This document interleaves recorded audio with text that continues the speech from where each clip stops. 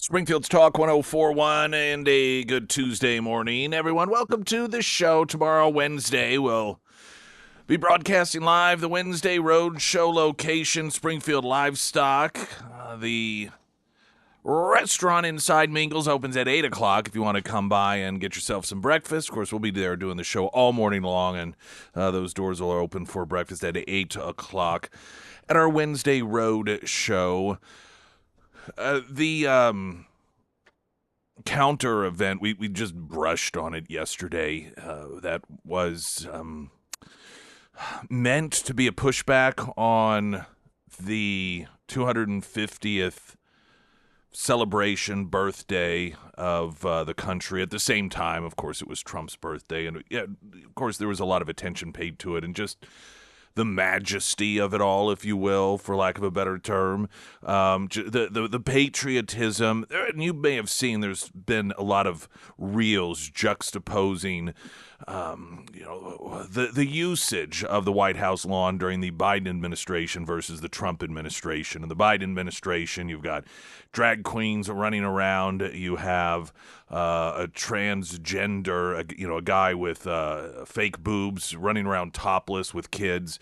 And then you have, under the Trump administration, American flags, actual eagles soaring above the crowd, our military on full display, the Air Force on full display, cheering, excitement, red, white, and blue. And it really does, just that by itself, demonstrate the difference in perspectives and appreciation for the country. One of the things I've noticed, as I'm sure you have as well, when people that are politically affiliated with the right celebrate the country, they celebrate the country. But when people mark or, quote, celebrate the country, it's not actually ever about the country. And oftentimes it's about demonizing political opposition. The event that took place Sunday, again at the White House, versus the Democrats and their little, I guess it was counter-programming, which seems odd. When one is about America and Americans and American culture, and you're like, oh, we'll show you, we're going to do the opposite, okay? So their anti-American event, I guess. But it wasn't about America. It was about everyone that's not like them being a fascist. Everyone who isn't like them being xenophobic. And I think it's really telling whenever there is a cultural gathering of Americans and that gathering is marking some sort of moment in history, 250th birthday, anniversary, however you want to reference it. And, the average American, the Trump supporter, the Republican, the conservative, it's just about America and appreciation for America. And for the left, it's just hatred. People they hate. Let's sing songs about people we hate. Let's label people we don't like fascists. This nonstop drumbeat of hatred and anger. And here's something that is also very noticeable. It really isn't even about Trump. Do you know how I know this? Because even when Trump's not in the picture, they're still angry like this. It was during the Obama years that they really took to burning down cities. That they were labeling all law enforcement as being systemically racist and we need to defund the police. I mean, that's where it really, truly kicked off. When Biden was president, sure, they celebrate in the moment, but you realize the reason they're celebrating when they win? It isn't because they truly feel that things are going to be better, that we're going to be brought together, that harmoniously we'll all live hand in hand. It's because they stuck it to people they don't like. Their joy is what they perceive as the pain of others. This is why they celebrate when people like Charlie Kirk get assassinated. Or when, they thought Donald Trump, or when he would get, there was a, attempt to throw him off the ballot. They get off on that. That's where their emotional high lies. And so while it masquerades as sort like, well, Trump is the source of it. Otherwise, if it weren't for Donald Trump, they'd be perfectly normal, healthy people. Donald Trump is the problem. If Donald Trump were the problem, then people on the left would not be miserable regardless of who the president is or who's in charge of Congress or whatever ruling the Supreme Court comes up with. Because even when they get their way, in the moment again, right then and there, they may celebrate as a way to stick it to the opposition. But ultimately, they're still miserable. They're still, instead of having a job or doing something meaningful, standing on street corners, hollering at traffic, holding up signs. They're still victims of something. They're still on social media talking about how horrible, even when they're in charge, they take to social media to talk about how horrible the country is. And I thought it's so appropriate to, again, see the difference between regular Americans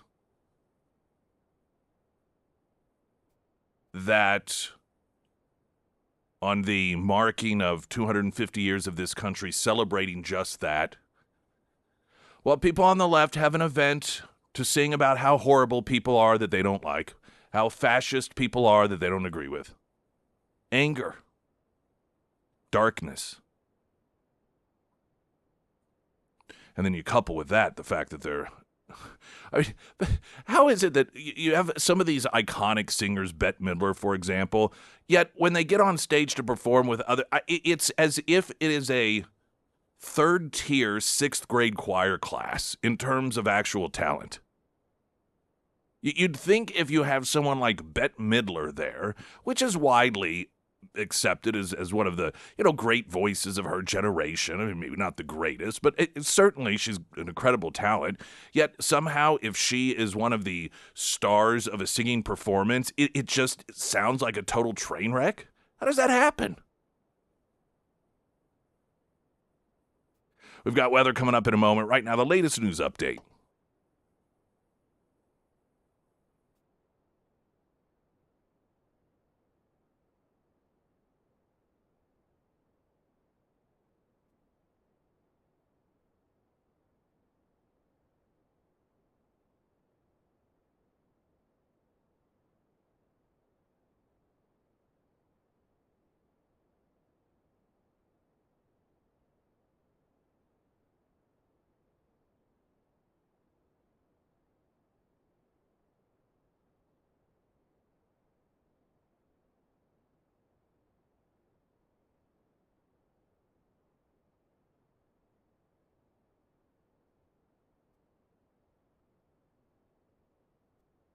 And the first alert forecast from Ozarks First meteorologist Tom Schmidt, sponsored by St. Clair of the Ozarks Home Improvements. Today we'll see a slight chance for showers in the afternoon, otherwise mostly sunny with a high near 82. Tonight, partly cloudy with a low around 65. For your Wednesday, sunny with a high near 89 and heat index values as high as 96. And for Thursday, a 70% chance of showers in the morning and then partly sunny with a high near 80. That Holocaust Museum exhibit that Mike Landis was referencing there, it is something that is obviously extremely important. And if you do visit it, or any time that an American decides they want to either learn more about these horrific moments in history against humanity, or maybe revisit them, just remember that there are elected Democrats today who claim that January 6th was worse than the Holocaust. Just to give you a little perspective on things. Springfield's Talk 1041, I'm Nick Reed.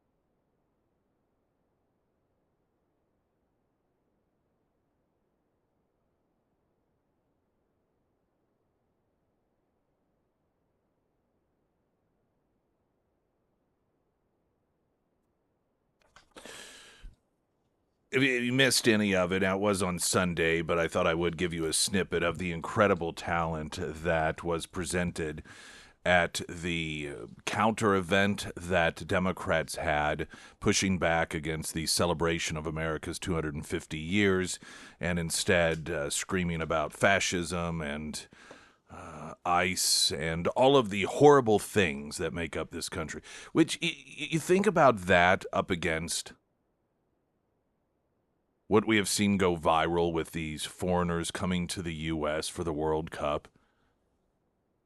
These are people, many of which have traveled the world. As someone noted yesterday, a lot of these, people, it's not as if they don't have the means. Obviously, they do. They have the means to travel around the world. So many of them, if they have the financial resources to up for weeks at a time, travel to the United States with their family. They clearly, many of them have resources to be able to travel around the world. Yet nowhere they go, do they find themselves as amazed as they do about what an incredible country this is. Doesn't it make it all that more disgusting? How ungrateful these left-wingers are. I mean, there's not any sort of moment in which they have enough self-awareness to stop and say, why is it that millions and millions of people oftentimes risk their lives paying human smugglers to get to the United States of America? Why is it that millions do it legally? Go through the steps, oftentimes taking years, hard work and dedication, in order to become a legal American citizen? Why is it when there is a World Cup, as there have been numerous World Cups and social media has existed during numerous World Cups, and there's never been any sort of reaction like there has been from people who have traveled the world to these other host countries, as their reaction is traveling to the United States. And not just about, the left likes to trash on the Europe, people go to Europe to see architecture and art and fine foods, and what do we have to offer up? Waffle House and Buc-ee's. It's like, go away. Leave. We don't want you here. I would trade for every one of these ungrateful, privileged, spoiled leftists that sit around and do nothing other than complain about how horrible America is. I would swap them out for these people from foreign countries that step on this land and are aghast at how amazing this country is. I'd swap them 1,000 times over. I just wish these people would leave. Go away. You're dark, you're negative, you're not likable. You bring nothing positive to the culture. Zero. You're a downer. And I understand that some people are that way, just naturally. Some people, they prefer to be that way. They aren't happy unless they're unhappy. But can you just stop trying to pull everyone else down with you when the whole world that comes to this country as guests see how incredible this place is? And of course, the obligatory, it doesn't mean we aren't without mistakes. Everyone is. Every group of people is. We're human beings. You can choose to see only the negatives and be unhappy the rest of your life, or you could choose to see the positives and then try to expand on those things. And man, can you see all of these things happening at once are, I think it's just a tremendous offering. The Americans who celebrate, as we are getting closer to Independence Day, celebrate 250 years. Foreigners coming to this country, much of what they just are elated to see is the patriotism and how much we love the country. They love that. They think that's incredible. That's awesome. You have that perspective, that uplifting unity, regardless of background, regardless of sexual orientation, regardless of race, that vision and embracement of positive and uplifting feelings, that unity. And then you have people on the left. Bitter, divisive, hateful, violent, miserable. Often, one of the just best examples of observing this, you at the reflecting pool, that just clearly is so much. It had been broken for years, filled with algae. It was just an embarrassment. Trump's like, just fix the thing. It's clearly better. Average people that don't like Trump have taken to social media like, yeah, I hate to admit it, but it looks a lot better. Some of these people, though, you see, I saw a BBC reporter asking people about it, and these people on the left, well, I just don't like it. I just don't know why it couldn't be left alone. Incapable of happiness. It is a mental and emotional disorder. That being said, here's a snippet of their offering during their anti-American counter-protest to what was taking place on the White House lawn.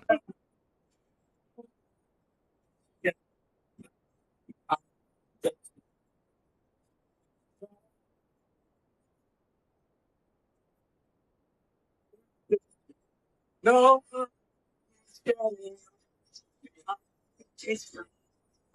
them.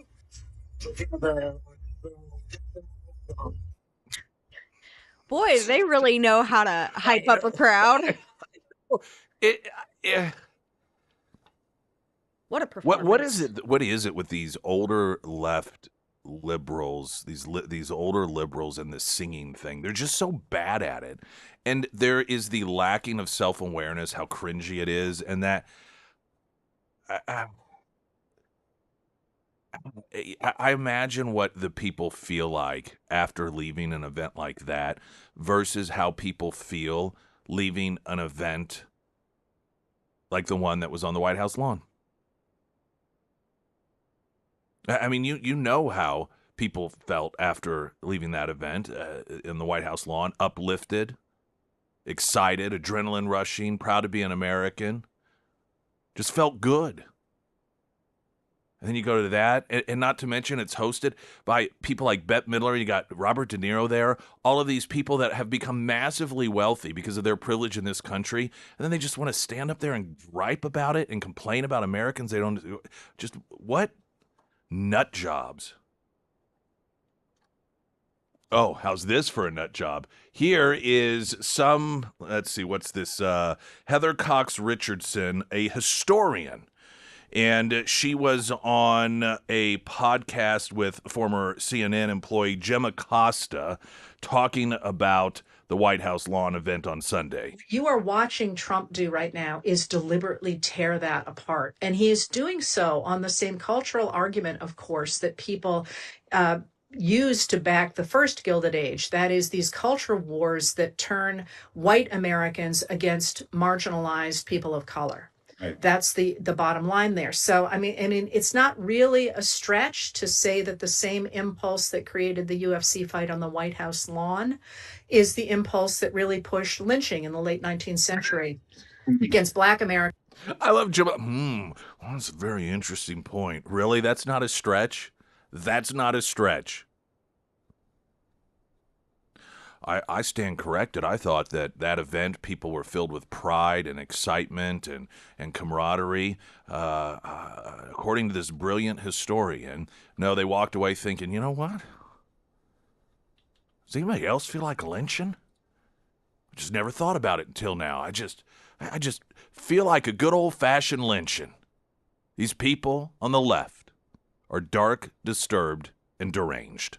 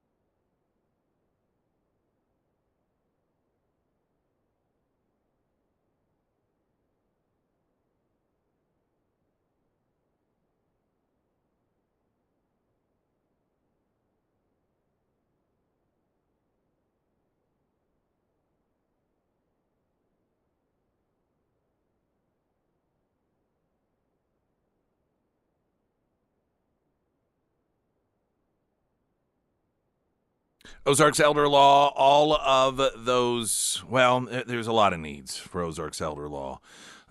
End of life stuff, power of attorney stuff. You turn 18 years old, you are a legal adult, and unless you have legally it nailed down, there's no one that gets to call the shots for you, regardless of their relationship to you. You say, well, I'm married. If I ended up in a coma or ended up one of those situations where they're like, well, we think it's time to pull the plug, you're like, no, don't. And they're like, well, we got to free up a bed. Plus, we just had some accident victims come in and they could use some organs, and your husband could actually save some lives. And you say, well, no. I say no. Well, and you say, well, we're married, so I get to make that decision. That's not how it works in Missouri. Now, they may default to you, but that's up to them. There's one way that you can have that veto over those individuals, and that is to have all the paperwork done. You can show them, look, here it is. I have the medical power of attorney over this individual. So whether it's your 19-year-old son or daughter, your husband, your wife, whomever it is, your parent, you have to have that legally documented. Ozarks Elder Law can do that for you, and so much more. Find out what you need to have done. Consultation is free. Doesn't cost you anything. And when I say consultation, I don't mean they're like, here's a list of things you need to do. They will give you a little bit of homework, get back with you, go through everything and say, okay, your situation, these are the things you need to do. We can do all the paperwork, have it all done for you. Here's the cost. You want us to do it. That's how it works. OzarksElderLaw.com, also under Nick's endorsements at KSGF.com.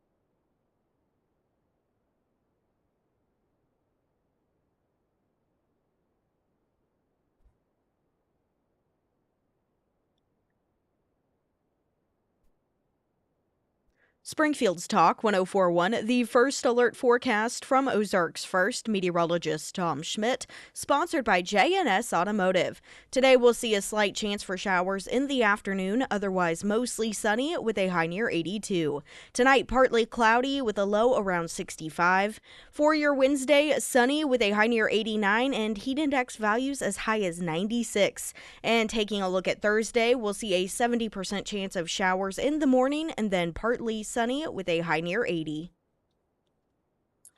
4th of July around the corner, Independence Day. America celebrating that 250 years. Lots of celebration across the Ozarks. There's a list of where you can see fireworks in the 417. Thanks to R&R Fireworks in Springfield. Just head over to ksgf.com for that list. There was a I think it was either from a book or an interview that I saw years ago, and it was a former actor. I can see him in my head, but I don't know his name. He's one of those that you recognize, but you don't really know his name. And he, at the time that this is 20 years ago, perhaps, and he was a reformed liberal. And he was really big into Democrat politics when the Clintons first got elected to the White House. And he was invited to the inauguration. And after, apparently, the official swearing in, there were some jets, Air Force flew over, military. And he said that someone in this, amongst those invitees reacted in disgust, saying, "What are they doing here?" And the response was, "Those are ours now." And I thought that was a real, for me, moment of clarity that the left, at least at that point, had already begun, and I'm sure prior to that, to really not want any sort of unity, did not see one of the great things about this country is, despite our political differences, when it really comes down to it, we're all Americans. That they sense disgust at the military until, in their minds, oh, wait, we control that now. And this was during a period of time in which,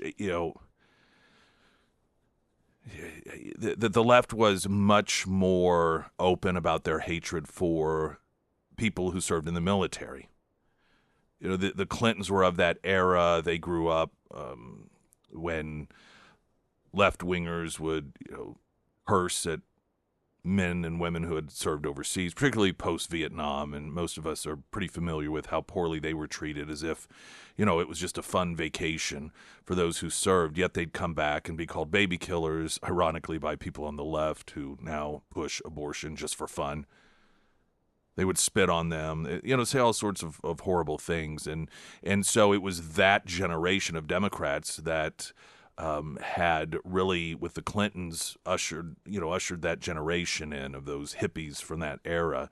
And so there was a cultural disgust of the military and hatred of people who served in the military. And it was just a moment of clarity for me when, and it's just one anecdotal exchange of, oh, well, that's ours now. Now we control it, so it's okay. And the realization that they don't see this as a country filled with diversity of people. They think that they should be in control constantly. And as long as they're in control, the institutions are good. If they're not, they should be demonized. They should be trashed. A perfect example is Hillary Clinton making a post regarding the event that was on the White House lawn on Sunday. And she posted, "Remember, during today's literal cage match on the White House grounds, no matter what, it's not his house, it's our house. Get a hat, coaster, or sticker to support groups and candidates who will respect the form and the function of the people's house." Now, this is a woman. Some of you, this is going to be new information for you, depending on your age. She and her husband literally rented out for cash rooms in the White House like an Airbnb. This was before Airbnb was a concept. They took the White House, which is paid for. By the way, it's wildly illegal. You cannot use taxpayer-funded facilities in order to fundraise. They were renting out the Lincoln bedroom like it was a Motel 6 for cash. I think Ted Danson, there's a lot of celebrities. They pay $500,000 to stay the night. And, their defense would be, well, I know, it was just a coincidence. I mean, it wasn't an actual selling of the Lincoln bedroom for a night's stay. It's just, we just happened to invite people to stay in the White House who also made sizable donations to our reelection campaign. They were selling to the highest bidder rooms in the White House, historic rooms in the White House. And this walking piece of trash named Hillary Clinton has the audacity to look at that great celebration of American spirit that took place on the White House lawn on Sunday and criticize it. Apparently selling out rooms like you're running an Airbnb in the White House is supposed to be the respect and form and function of the people's house as opposed to the celebration we saw on Sunday. She's also part of the administration that stole furniture on their way out. I happen to personally believe that she was probably more responsible for that than Bill Clinton was. They had to return it. There was an investigation. Because apparently getting elected president and first lady does not mean you're not white trash. If you've ever been a landlord, you've had those nightmare scenarios in which people move out and they steal the light fixtures. They steal, they just took everything. Or, they stay at the hotel and hotels have kind of clamped down on this, but, they'd be known for just stealing everything off the walls, take everything they can, just total trash. The Clintons literally did that in the White House. Stole furniture.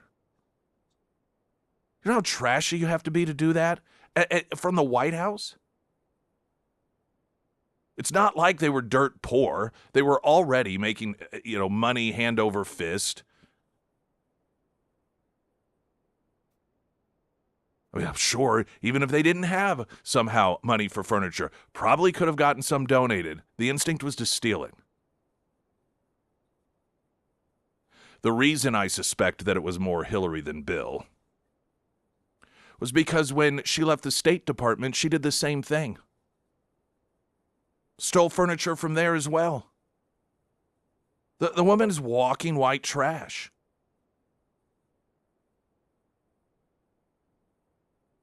And for her to, it is even a self-awareness thing. This is the trash that these people are and that the Clintons are. They have no shame, no dignity. You'd think if you were caught not once but twice stealing furniture from the people, once from the White House, if your husband was caught doing all sorts of, Graham Plattner-style things in the Oval Office, you might not necessarily want to criticize other people for how it is that you feel they're not demonstrating a reverence for the people's house. They also did about $15,000 worth of damage going around in all of the keyboards and anything that had the letter W, because it was George W. Bush who beat Al Gore in that election, the 2000 election, the one that the Democrats claim was stolen and, tried to go to court to overturn. They removed W's off of everything. They pried them off of anything and everything in the White House, doing about $15,000 worth of damage at the time because they're trash. Because they didn't see it. as the people's house. They did not see it as a house that was owned by the American people, that whomever the president and his family was had the privilege of staying in. They saw it just like any person that is privileged and ungrateful, and they're allowed maybe to stay in somebody's garage house for a while, and then you're like, hey, you've been here for a little bit. You know, I'm afraid we're going to have to ask you to leave. Got to use it for something else. And they're indignant. How dare you kick us out? And then so they trash the place. That's how they behaved.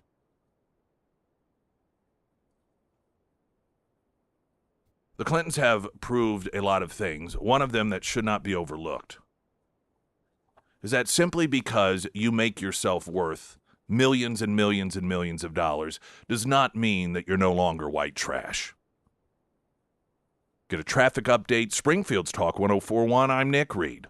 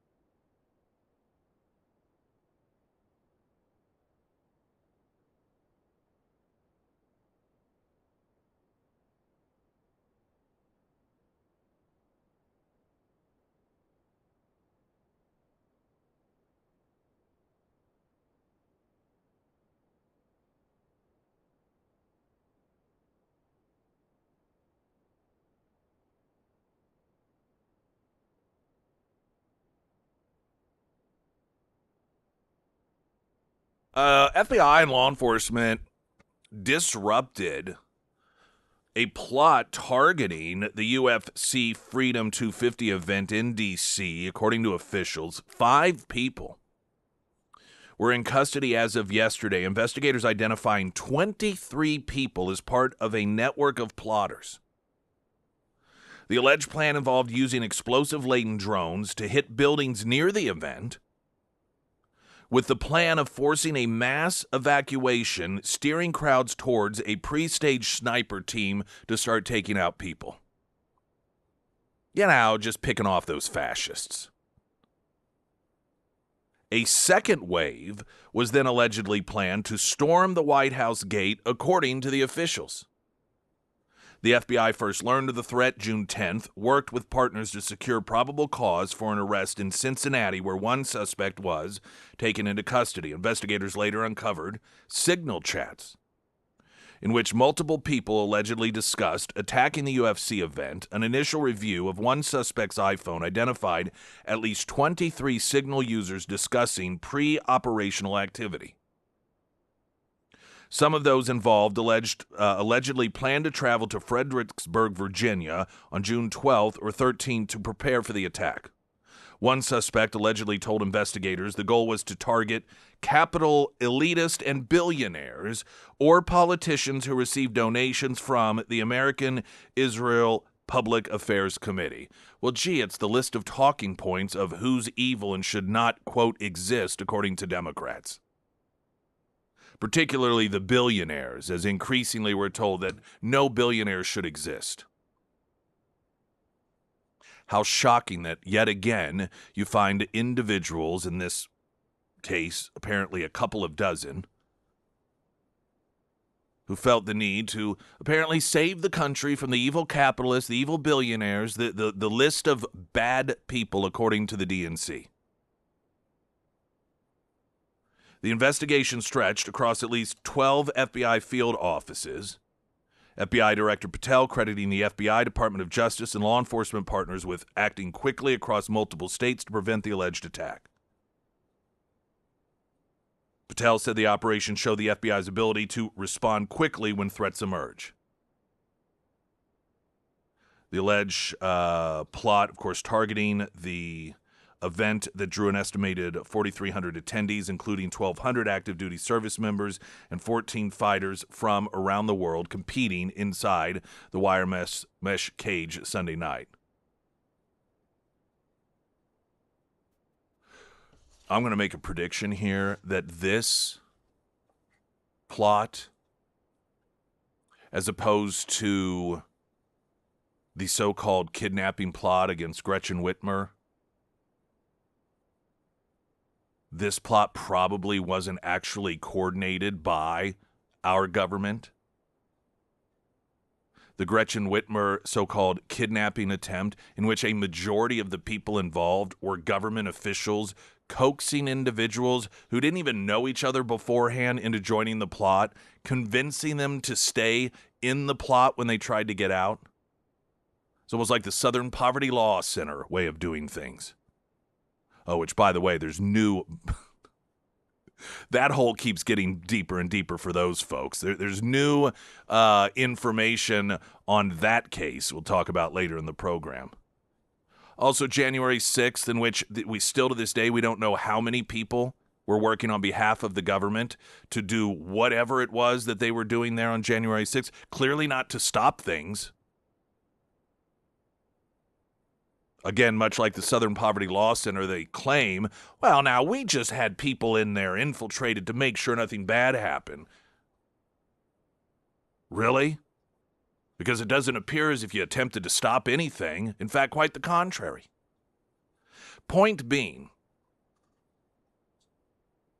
I'm going to guess that this operation that the FBI broke up wasn't one that existed only because the government convinced people to be part of a plot, but instead because you had, and we've seen obviously with increased frequency, left-wingers who want to stick it to billionaires, want to stick it to CEOs, want to stick it to Trump supporters, want to stick it to Republicans, want to stick it to Donald Trump, and so they take it upon themselves to, quote, save democracy by trying to kill as many of the bad people that they can. It's pretty remarkable this isn't a bigger story. Springfield's Talk 104.1, I'm Nick Reed.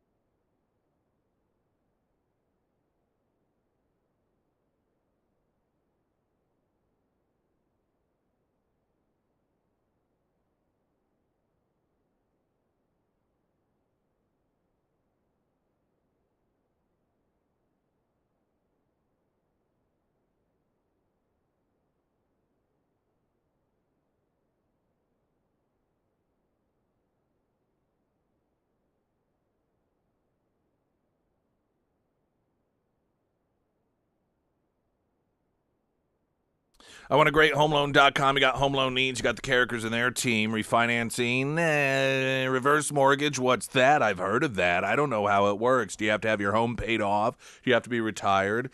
Not necessarily. I know the concept, understand it, but I also know that there's a lot of misinformation.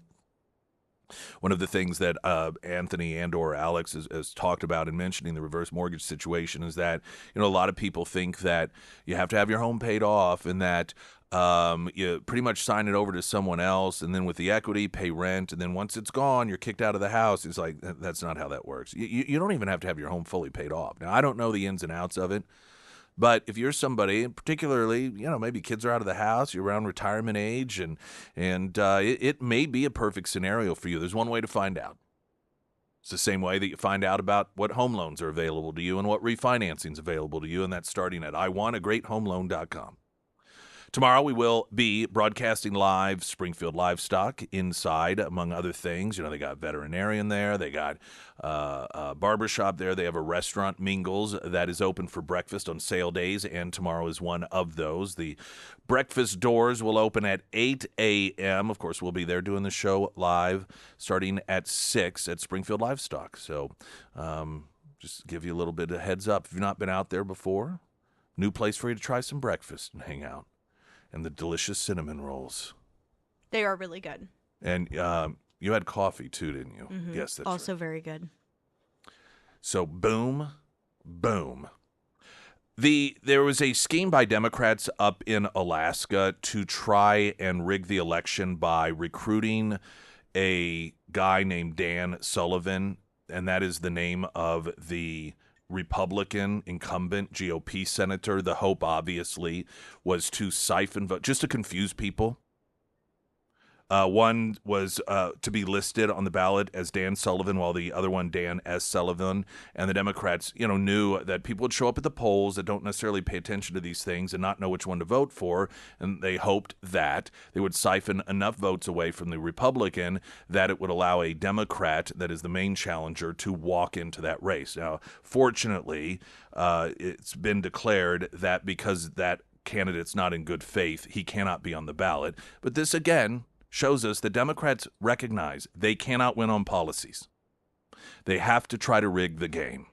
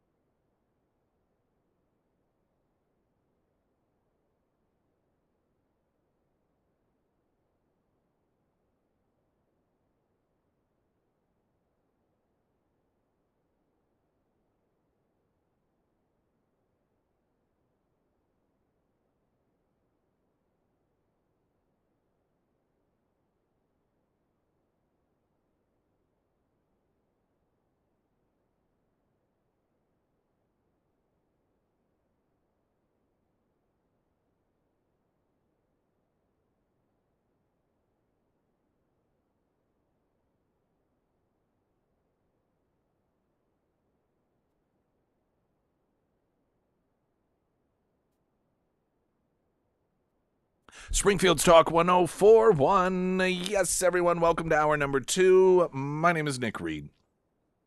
Streaming live, KSGF.com. Also on YouTube, if you want to watch us there. That's Springfield's Talk 1041. Hunter Hardscapes and Outdoor.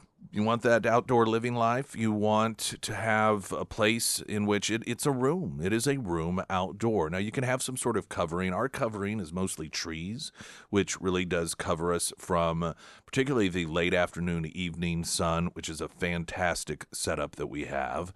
You can have something much more extensive if you want, of course. And you think about the amount of room in a house and how you've got that square footage, and it would be weird, wouldn't it, if you had a big room and you didn't furnish it, and you're like, well, yeah, we bought that space, but we don't really use it for anything. Well, why not? And with our yards, oftentimes, we do that very thing. That's expensive plots of land. That's expensive square footage, yet we just leave it there and we don't utilize it. We don't maximize it. And to have an additional living space for your home that is outdoor for entertaining or just yourself is such a level up, not just with the value of your home financially, but in every other way as well. Big projects, small projects, landscaping, hardscaping, water drainage, lighting for your home or business as well. HunterHardscapes.com for Hunter Hardscapes and Outdoor. You can also find them under Nick's endorsements at KSGF.com. Dave Portnoy, he's the founder of Barstool Sports. He is calling on Trump to condemn the USC fighter who declared that Michelle Obama is a man after he won that bout. And listen, Dave, here's what I like about Dave Portnoy as a guy who is not a sports fan. So I don't follow him. Other than I like I love pizza, and he does the pizza review thing. And he, during COVID, did a tremendous amount of financial help for the small business owner during that period of time. He utilized his clout with people and his voice in order to help those that otherwise, because of government decision-making regarding who can and can't be open, may have been completely destroyed. And I like that he's not afraid to take stances on stuff. It's refreshing. But I'm so tired, and this isn't just a Trump thing, of people calling on other people to condemn this or that. It is so exhausting. It just harkens back to me to kindergarten or first grade, in which you have just a bunch of tattletales or running around and, did you apologize for that? You need to apologize for that. There's a number of reasons that I find this just, I guess it would be a pet peeve. Number one, if you have to call on someone to apologize for something or to condemn what somebody else says, then it's meaningless. I've never believed in this. I've never believed in particularly when it comes to the apology. And it's kind of in the same vein. It's like you have to make your mark. You have to let the world know where you stand on this. Calling on somebody to apologize. Well, this person needs to apologize. If they're doing it because there's public pressure to do it, or because someone called on them to do it, and so they're like, all right, I got to, it doesn't mean anything. It's meaningless in terms of what an actual apology. Well, but they should apologize. Oh, okay, yeah, fine, maybe. But calling on them to do it negates it, if they actually do it. And then the condemnation. If somebody says something that somebody else doesn't like, and then somebody, well, you need to condemn it. Now you need to condemn it. You need to condemn it. Just stop it already. If somebody's condemning something, if Trump condemned it in response to people calling on him to condemn it, what difference does it make?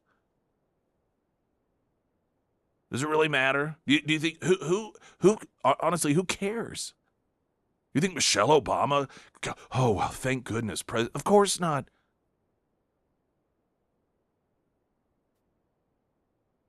Now, I understand, I'll say, the perspective that, well, the reason Trump should is because it was an event at the White House and he's the president. So I understand that perspective in terms of his connection to it. But still, it's like, come on, really? Not to mention, do you really want to draw more attention to it? Years when I was in college, there were two places that on Sundays, when we would get back from, if you went home for the weekend, I was close enough to home, like a lot of other folks who lived in the dorm that I lived in, that you'd go home and then you come back Sunday. And one of the two places that we would eat as poor college students was CC's Pizza because it was cheap. And I remember we were sitting at this table. This story has a point. Sitting at this table, and so one of Ryan Hoppus was one of our buddies that lived on the same floor as we did at Kentwood Arms. And he got cracked up because either he or somebody else, they had like as a dessert pizza that had powdered sugar on it. And when he went to like bite down on it, he exhaled and it kind of blew off and on somebody. And so it just really cracked him up because, we're a bunch of idiot teenage guys. Well, a table near us was some guy that, I don't know, in my mind, he was in his 40s, but again, I'm 18 at the time, so he could have been in his 20s, late 20s, but he looked like an older guy, and he looked like he weighed maybe 98 pounds, and he was with a woman, presumably his wife, that, I'm just going to be honest, looked like she weighed 400 pounds. And apparently this guy thought that my buddy was laughing at his wife, and so he starts yelling at him. And he's yelling at him. Of course, we're just caught off guard. But the guy is yelling to my friend. He's on, you think it's funny because my wife is so fat? He just keeps saying this over and over again. I remember thinking to myself, dude, if you're trying to defend your wife's honor, you're kind of making it worse here. And I felt horrible for her. It was just a weird situation because we didn't even know had nothing to do with them. And this guy, he's trying to defend his wife, but he's making it worse because the whole restaurant's listening to this guy yell, are you laughing and making fun of my wife because she's so fat? And I'm thinking if Michelle Obama really is concerned about people calling her out and claiming that she's a man, calls for Donald Trump to condemn the UFC fighter for saying it, do you really think this is something she wants to be talked about? Probably not. I imagine if she did care, which I suspect she doesn't,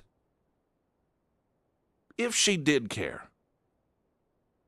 this probably wouldn't be a conversation she would want going on and on. She probably would not want people demanding that a public apology be made, accusing her, or a condemnation be made of someone accusing her of being a man, particularly when that is an ongoing, I wouldn't say conspiracy theory, but it's a belief that a lot of people have. On a side note, particularly with Dave Portnoy, Shane Gillis was asked about this, and this is another thing. I just wish people would say, what do I care? Shane Gillis, who is known for, not being afraid as a comedian of offending anyone, he's like, I didn't like it. No, I didn't think it was appropriate. How about this? How about stop feeling like we have to answer for other people's behavior all the time? Just because you're a high-profile person. Like, why are you asking me? I have no thoughts on that. I don't care. How about that? But aside from all that, particularly people on the left who pitch a fit over this kind of stuff, not that Portnoy or Gillis are left-wingers, but, obviously a lot of left-wingers, this is so hateful it's awful. Doesn't that kind of, why is that such a bad thing?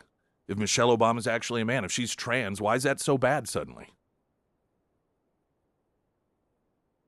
seems to me like the sort of thing that should be celebrated. That's what we're told, particularly during Pride Month. It's a bit of a corner that people on the left have painted themselves into sometimes over that particular issue. Latest news update.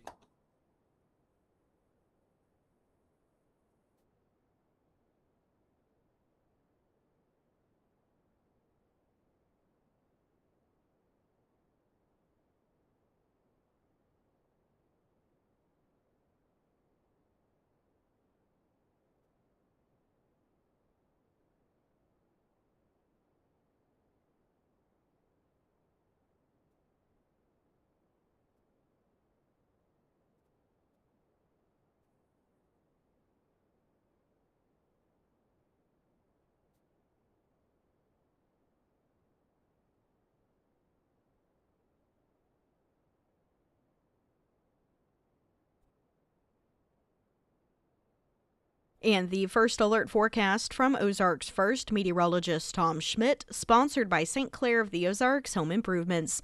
Today we'll see a slight chance for showers in the afternoon, otherwise mostly sunny with a high near 82. Tonight, partly cloudy with a low around 65. For your Wednesday, sunny with a high near 89 and heat index values as high as 96. And for Thursday, we'll see a 70% chance of showers in the morning and then partly sunny with a high near 80.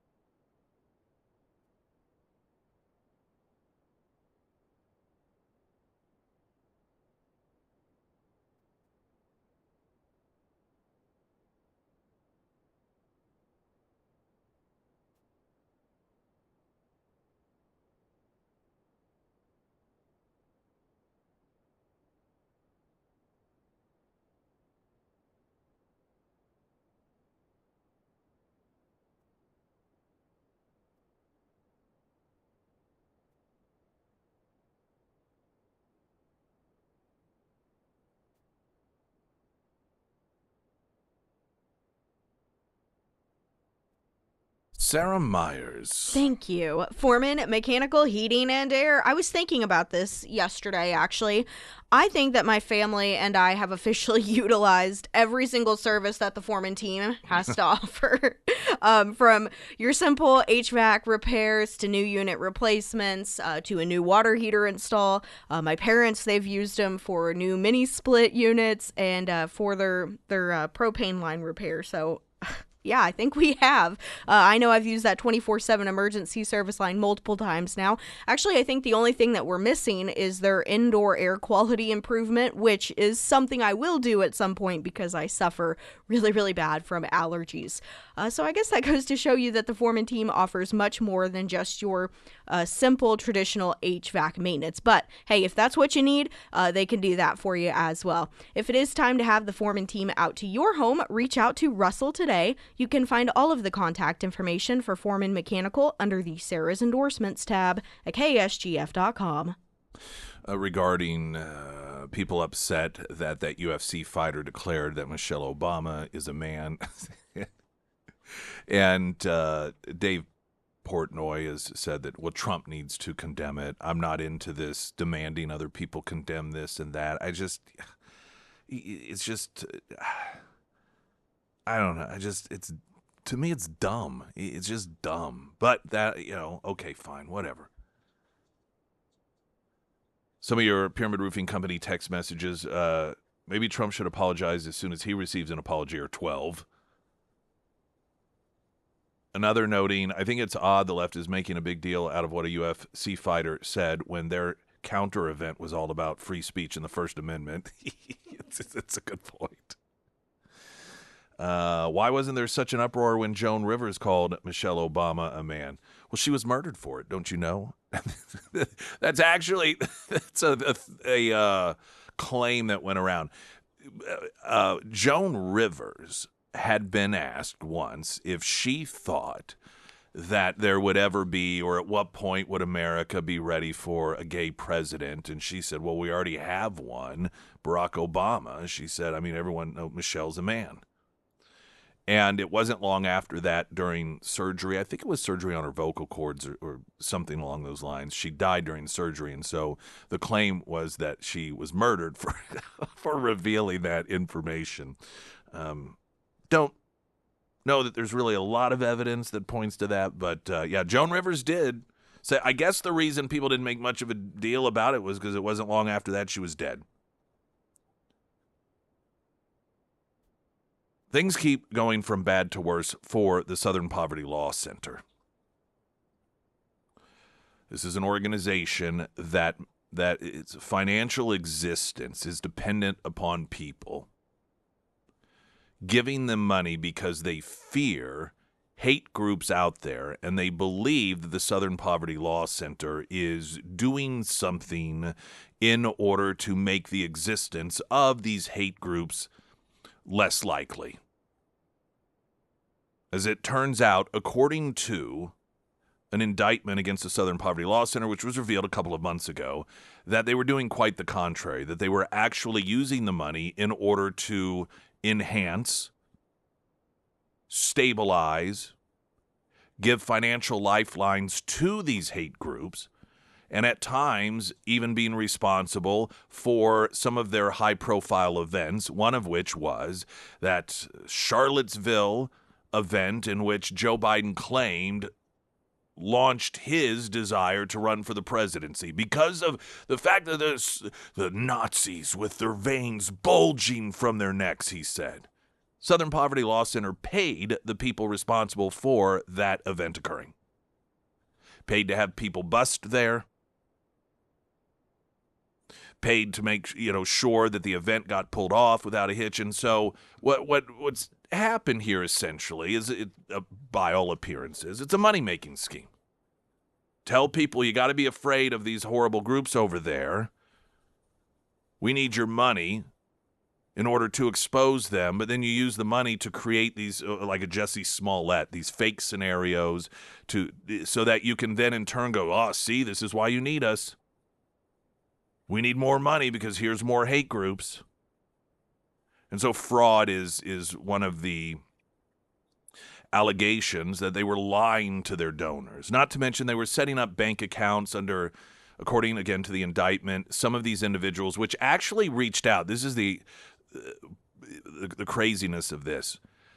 Some of these individuals ended up being paid to stay in the hate organizations, and the way that the initial contact occurred between these white supremacists and the Southern Poverty Law Center is because they wanted out, but they were afraid for their safety, and Southern Poverty Law Center marketed itself as helping get people to escape from these organizations. And so when they reached out for help, instead, the Southern Poverty Law Center paid them to stay in them and to make them bigger, to recruit.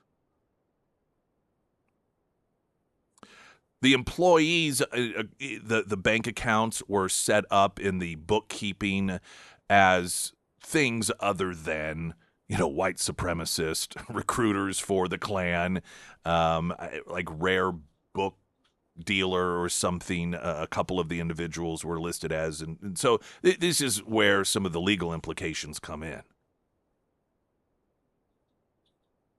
According to the latest superseding indictment, one of the top Southern Poverty Law Center officials was lovers with one of the neo-Nazis that was getting paid. They not only lived together, but the $1.2 million that the Southern Poverty Law Center would pay to the neo-Nazi was in a joint bank account with one of the top Southern Poverty Law Center people. So just not only funneling the money to a neo-Nazi, but to herself. I'm going to take a break. Some of the latest details on that from that superseding indictment coming up. I'm Nick Reed.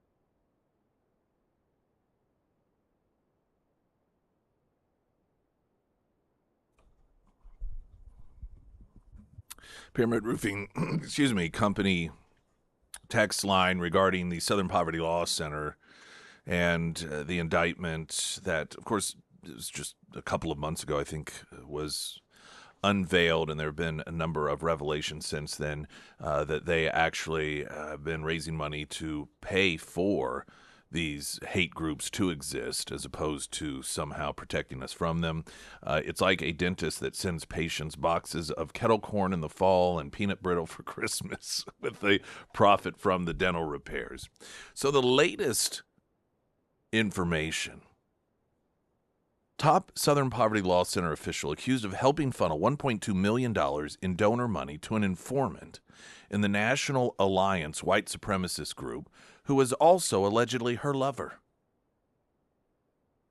Well, I guess she really loves white supremacists. The Department of Justice filed a superseding indictment against the SPLC, accusing it of funneling donor cash to hate groups they were telling donors they were fighting. One figure, referred to as Employee 2, in the indictment is described as a person who would become director of the SPLC's intelligence project. It also describes how Employee 2 wrote an article based on material stolen from National Alliance headquarters, that's the white supremacist group, in 2014, and then paid an informant to take the blame for the robbery. It really does just get worse and worse and worse for these people. Based on the details in the June 2nd superseding indictment, Employee 2 is understood to be Heidi Byrick, a 58-year-old fascism expert who was the director of intelligence at the Alabama-based anti-extremist nonprofit between 2012 and 2019. The indictment alleges that Byrick was incredibly close to the informant, known only as F9, who infiltrated the neo-Nazi organization National Alliance. Byrick was also in a romantic relationship with F9. During this relationship, Byrick and F9 shared a house, and they shared 2 bank accounts. Between 2015 and 2021, approximately $140,000 in donor money flowed from the SPLC operating account and was ultimately deposited in the joint bank account held by F9 and Byrick. Quote, this amounted to approximately 66% of all money ever deposited into their joint bank account. Byrick then used donor money to pay the couple's personal living expenses. So 2/3 of the money in their bank account was coming from donors of the Southern Poverty Law Center. Not to mention also using the dollars to pay personal living expenses. The indictment also claims that while getting paid by the Southern Poverty Law Center, the unnamed informant was raising money for the National Alliance and helping to carry out its extremist activities. The indictment describes how a source broke into National Alliance headquarters in West Virginia in 2014 and stole approximately 25 boxes of documents, took them over state lines into North Carolina, and copied them before returning the originals. In 2015, Byrick wrote an article allegedly based on those stolen materials for her group's Hate Watch section on its website. That article, Chaos at the Compound, is still available online. The indictment then describes how the Southern Poverty Law Center tried to cover up who their informant was by paying a second informant $6,000 to take responsibility for the burglary. Byrick and SPLC did not respond to requests for comment from the New York Post. There's some more additional details that some are actually somewhat amusing. But one of the details here is what we frequently see with a number of these hate groups that are alleged to have gotten dollars from the Southern Poverty Law Center, and that is that those dollars actually helped keep them in existence. So, for example, this particular group, the National Alliance, was essentially completely broke, non-existent, had virtually no membership whatsoever until the Southern Poverty Law Center started funneling money to it. A traffic update, I'm Nick Reed.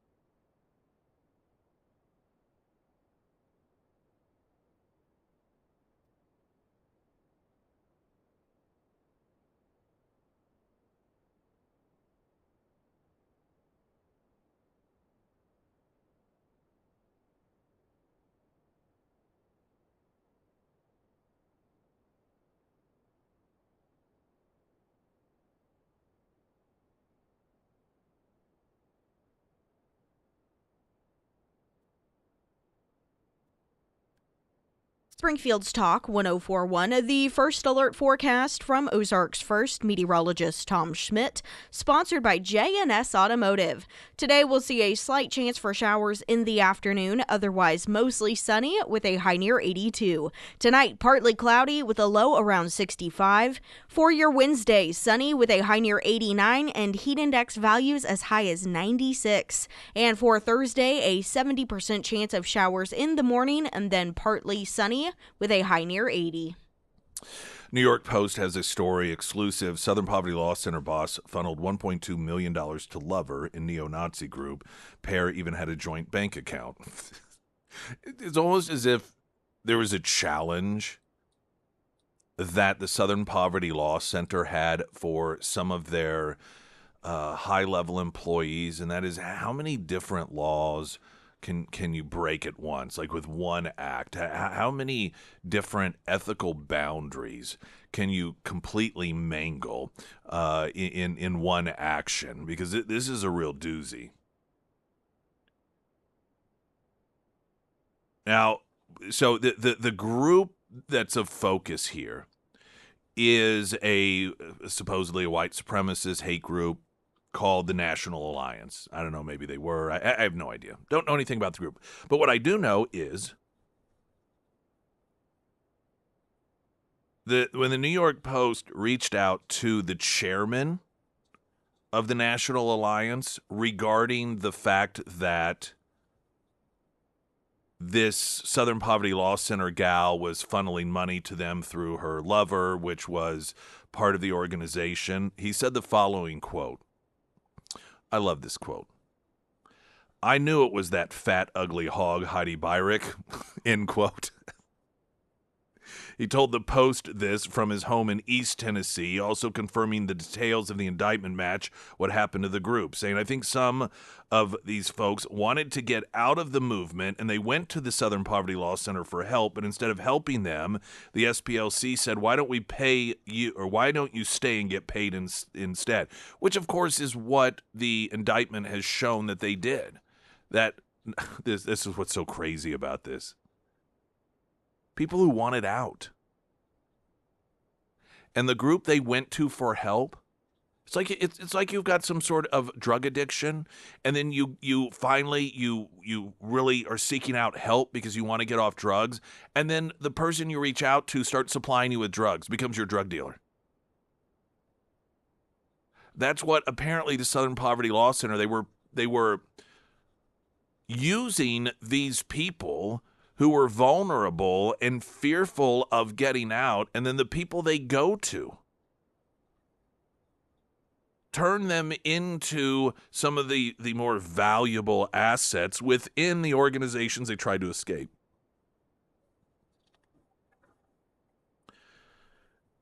The National Alliance itself, by 2013, had effectively ceased to exist. That year, group then chairman Ira Glebe, a former boxer nicknamed the Aryan Barbarian, had sent a letter to followers saying the group was ending its membership program in September, noting that membership had collapsed from around 1,400 down to 20 in less than a decade. So for all intents and purposes, it was a non-existent organization. Until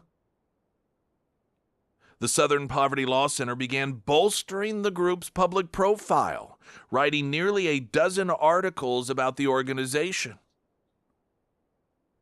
Tax filings reviewed by the Post show that Beirich of the Southern Poverty Law Center earned $190,000 a year in salary and benefits before her departure. Now, mystery surrounds the identity of informant F9, the one that she's alleged to have had the affair with, lived with, and shared the bank account with, in which she was having that money funneled to.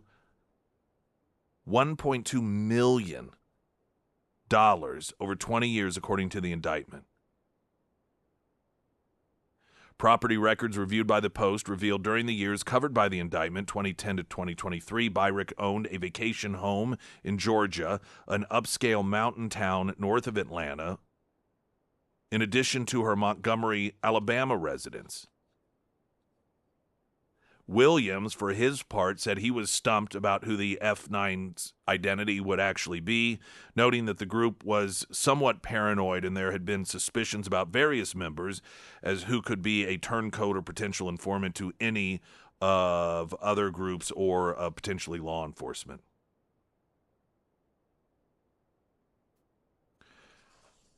If there is more to come regarding the Southern Poverty Law Center, and it is just becoming more and more clear that this is an organization that perhaps for a lot of these hate groups were the single biggest donor. Some of these hate groups were on the verge, the brink of folding up, tossing in the towel, until the Southern Poverty Law Center came along and built them up, either financially or by reputation. I laughed. I saw a couple last weekend or the weekend before. I don't even know what network, but there was a Southern Poverty Law Center ad soliciting donations on television, talking about pushing back against hate. I thought, oh, I bet you're needing some cash now. Springfield's Talk 1041. I'm Nick Reed.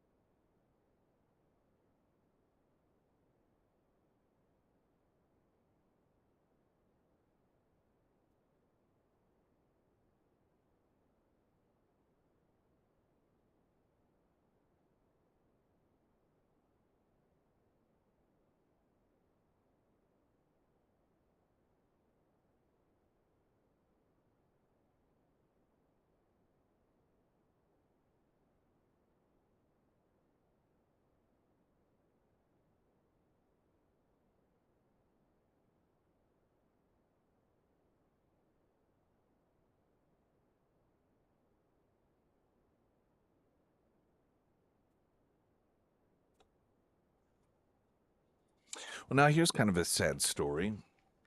Tex-Mex restaurant chain on the border, Mexican Grill and Cantina, has closed all of its company-owned restaurants across the U.S.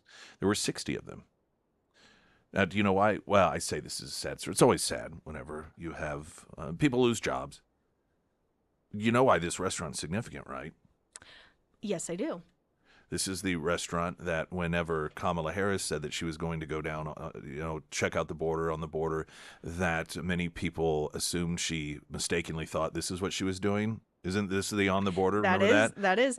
And they like there were a lot of memes like, oh, look, there she is on the border and she's at the restaurant. They photoshopped her in front of it with like margaritas in her hand. Yeah, I guess that didn't cackling. help. Well, look, I guess now she could argue that she did have a hand in closing the border. Given that 60 some of these restaurants have had to close, another tremendous resume enhancer for Kamala Harris there. I wonder if she will try to take credit for that. Out of New York, a story about, unfortunately, another guy who has been praised and elevated to compete against girls. Cicero North Syracuse High School, this is New York, biological male athlete, claims to be a girl, has won the girls' shot put state championship. I'm sure all these whiny girls are just going to probably that time of the month for them. Ugh. Jeff, who now goes by Julia, claimed the girls' Class A shot put championship Sunday, doing so at the NYSPHSAA Outdoor Track and Field Championship. 39 feet and 9.25 inches, the winning toss for the male athlete. The competitor who came in second place tallied 37 feet and 4.75 inches. So we're talking about competitions in which sometimes less than inches makes the difference between first and second place. Over 24-inch difference between first and second place. But if you listen to the left, there's no evidence whatsoever that men have an advantage over women, that boys have an advantage over girls when it comes to certain athletic endeavors. This state championship, the most recent win for Jeff Arnold in what's been a dominant display in the spring season for the male athlete. A few weeks prior, he took home each the discus and shot put competitions during the Section 3 Class A1 championships, achieving a throw of 42 feet, 5.5 inches in the shot put, which is a personal best. In the discus, he put up 132 feet. Arnold had 9 first-place finishes in 10 shot put competitions in 2026. Yet another celebration of a boy putting women in their place. In Washington State, there is a lawsuit underway because of an alleged sexual assault that's on tape. I remember when this happened. I saw it and was suspicious as to whether or not it was actually a real legitimate video or if it had been put out there in order to demonstrate the dangers of forcing girls to compete against boys. But it turns out that it was true. A male athlete identifying as female sexually assaulted high school athlete Kaylee Keeler in a December wrestling tournament, according to a new lawsuit filed by the Alliance Defending Freedom, ADF. The lawsuit, KMK v. Washington Interscholastic Activities Association, alleged the school officials failed to tell Keeley ahead of time that she would be matched against a male opponent and failed to report the assault for weeks after it happened. Now, there's a piece in the Federalist on this we'll post, but long story short, you could see the video. And she was not told you are going to be forced to compete against a male. Gets in the wrestling ring, and during the match, the male competitor forcibly penetrated the female with his finger, and you could see it on her face. And she calls out, like she looks, her mom is, you don't see her mom, but you could tell she has no idea what to do. She's being sexually assaulted right there in front of all these people. And, she just surrendered so that the match would be over and the sexual assault would end. Keeler did not find out her opponent was male until a different team's coach told her. Her mother immediately reported the assault with the video evidence of the match to coaches and school staff. Of course, to no avail, to just very dismissive of it.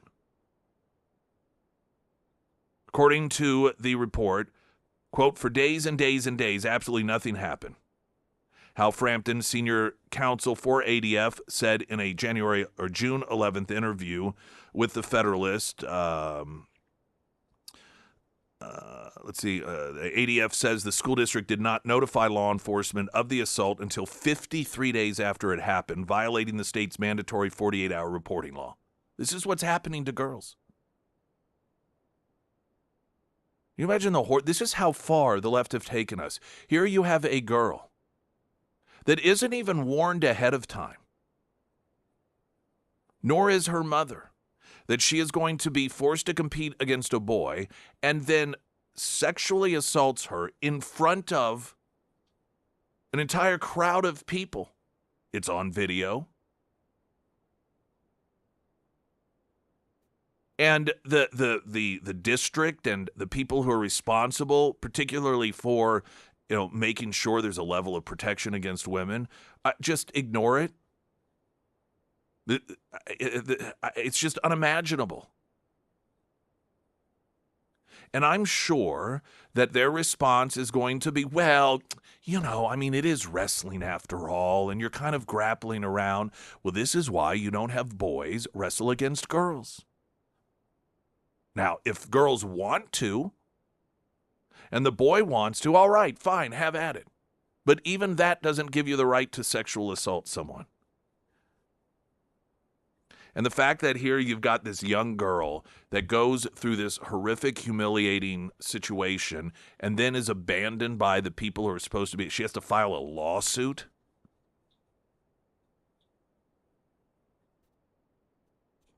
Where are all of these left-wing organizations that claim to support women and girls? Where are all these left-wing organizations that claim to want to be the voices for those who are afraid to report sexual assault because they'll be ignored or they'll be ridiculed or they'll be blamed? I'm sure Graham Plattner will certainly have something to say on this. Like, well, if you don't want to be penetrated, you shouldn't wrestle as a woman.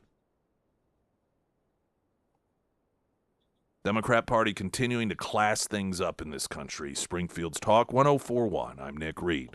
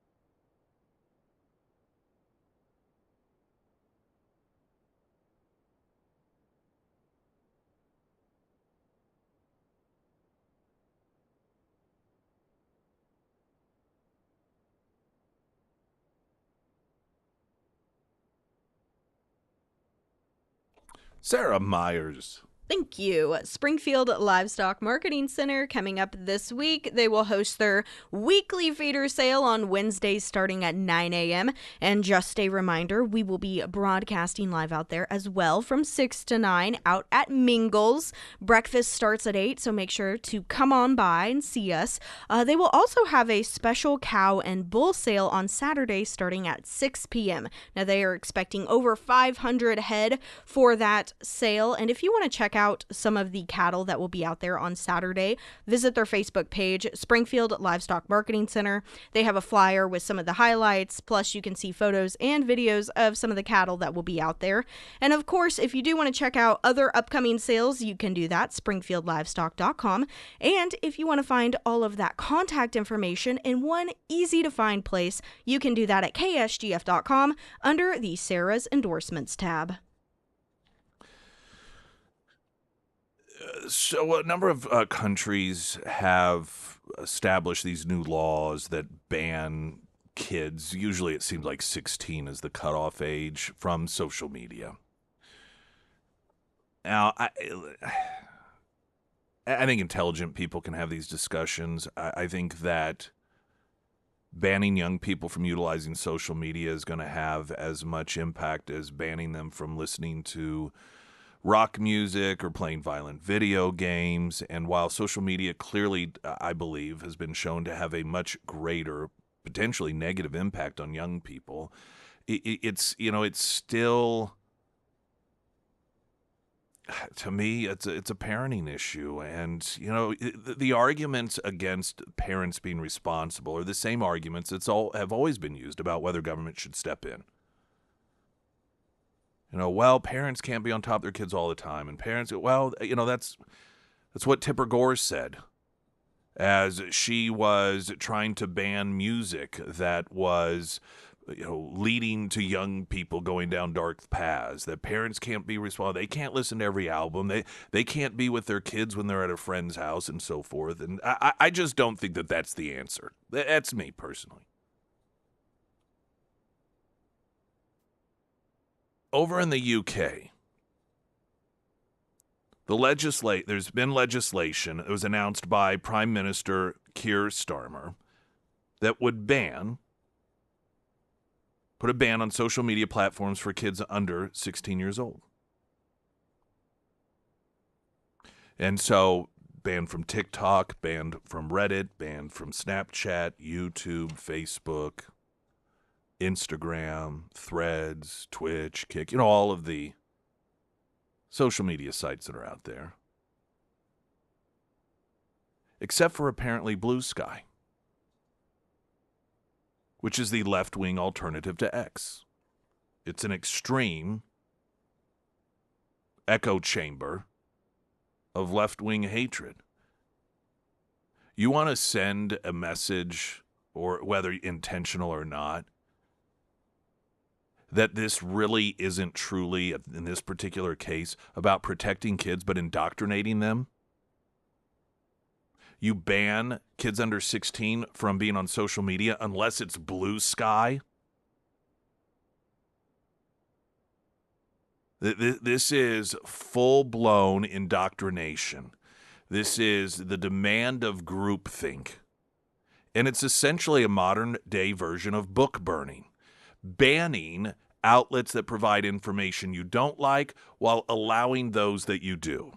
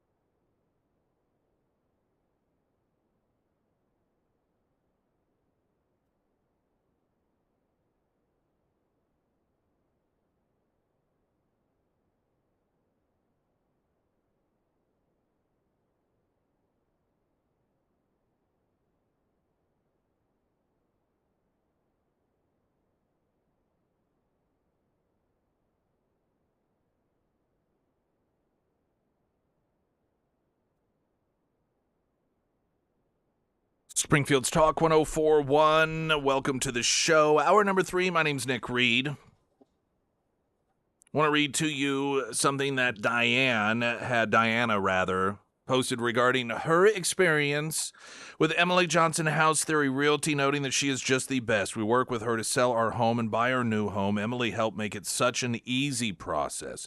In both cases, she guided us in the right direction, advocated for us repeatedly. She also took some pressure off of us by offering to contact people for us and make arrangements as needed for repairs, estimates, etc.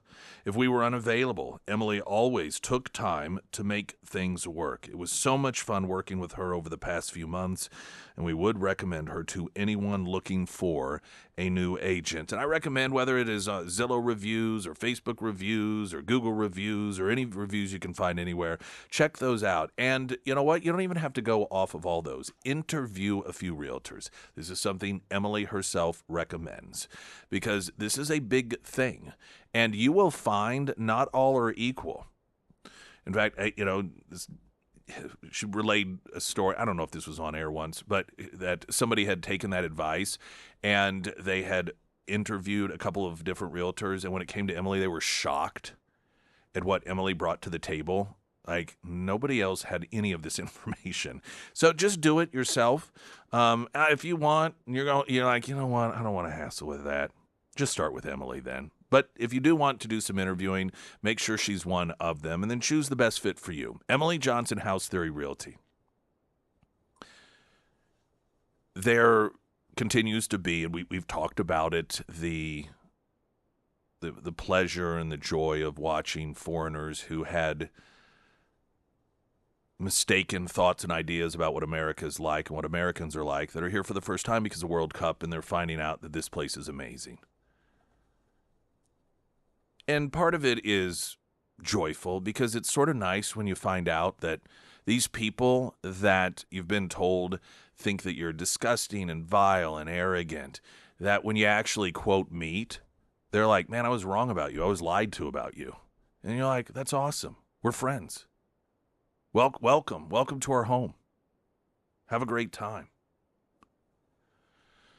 And it's pretty one-sided because you have people from all of these other countries telling us how awesome we are. And so, yeah, that ain't a bad thing to hear. I mean, unless you're on the left. You know that they hate that, by the way. You know how much they hate that? That tells you how sick they are. They see that and they're like, well, I mean, they don't know what they're talking about. How embarrassing. They're impressed by Waffle House and Buc-ee's and Bass Pro. That's so embarrassing. They have the Eiffel Tower and we've got, the world's biggest piece of macaroni or whatever it is. They can't stand that people from other countries are coming here and saying, man, this country is awesome. But that aside, I think that there is one component to this that has been making the rounds in which we can look at another culture and go, you know what, that's a place, or that is a cultural behavior that is not only admirable, but we could learn from. And it is what I'm sure many of you have seen after a game between Japan and I forget what country. The Japanese fans, they stayed after the game to pick up all the trash. There is a video, one lady was asked, why are you doing this? Which is a great question to ask because I think it is perplexing. Aside from, it's easy to just write it off as, oh, well, that's just their culture. But why? And one lady was asked this by someone while she was, like all of these others at that stadium, picking up trash, and they had their little bags they brought with them or were provided to them by, but I think that someone from that world, if you will, provided the bags because they said something on them in Japanese. And she explained, well, it's just out of respect. And she said, it's respect for the players, respect for the game, respect for, the stadium and the workers here, and we it's just a matter of respect. She didn't say it in a preachy way, but it's kind of like, that's just why.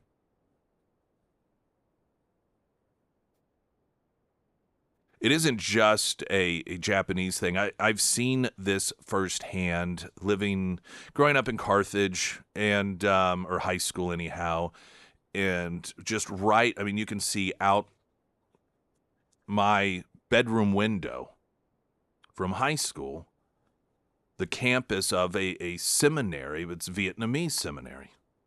Well, you've been to it before. You went to Marion Day, Sarah, last year. And what they have every year, it's called Marion Days, and it's the single largest gathering of Vietnamese in terms of any sort of festival in the entire world. It's Catholic.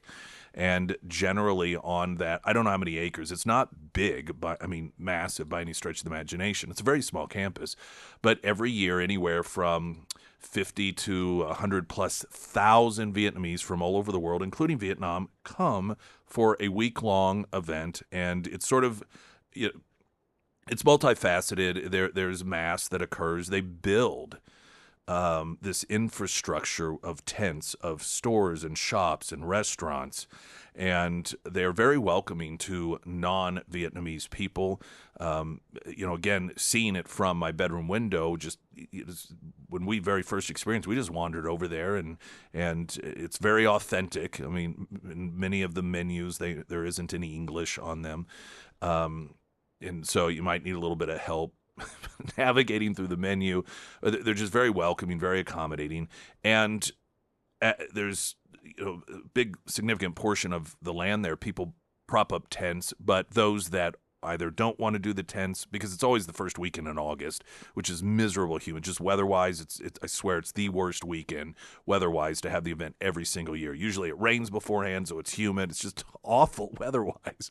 But many stay in hotels, and then they'll drive in for the events every day. And come weekend, they have a big show en masse, and it's just really a neat thing. And then they do, they don't call it a parade, but it is symbolizing like a pilgrimage, if I remember correctly, and they walk through the streets of Carthage and goes right in front of my old house, where my mom still lives, and each section will have usually some sort of banner. Say, oh, we're from San Francisco, we're from Ontario, we're from Vietnam, we're from Kansas City, and the older Vietnamese are generally dressed in very traditional Vietnamese garb. It's just I just think it's a really, really neat thing. But point being is, now you walk through during the event going on, you got to understand, you're talking thousands and thousands and thousands of people camping. And this isn't like state park camping.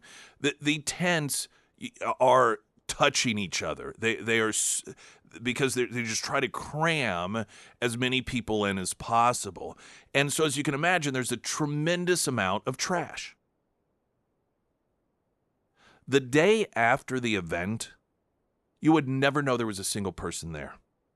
And that's not because they hire some massive crew to come in. As the people leave, it's just what they do. They pick up any and every bit of trash they leave behind, because they just respect the event. They respect one another in that capacity. They respect the venue, the people putting it on, and it's just part of who they are.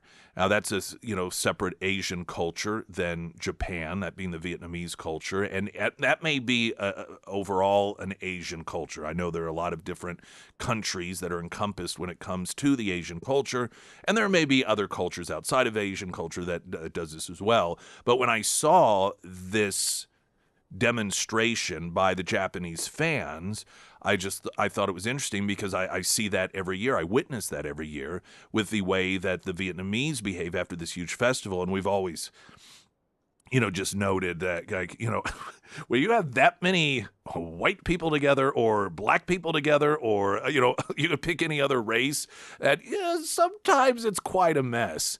Now, there are obviously, I think just politically even, you go to a pro-life event afterwards, oftentimes you would not know anyone was there.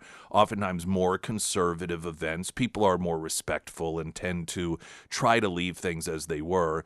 Ironically, the left that cares so much about planets, I mean, you go to an Earth Day festival that's real lefty, and afterwards it looks like a tsunami went through there in terms of trash laying everywhere. It's just disgusting yet amazing at the same time at how little respect that you'll find when it comes to, taking care of the grounds and taking care of the planet. But ultimately, aside from the little political offshoots and the differences there, I just think that that is a great thing. And while I love all of these other cultures, I think it's so fantastic coming here and seeing all of the great, wonderful things about the United States of America.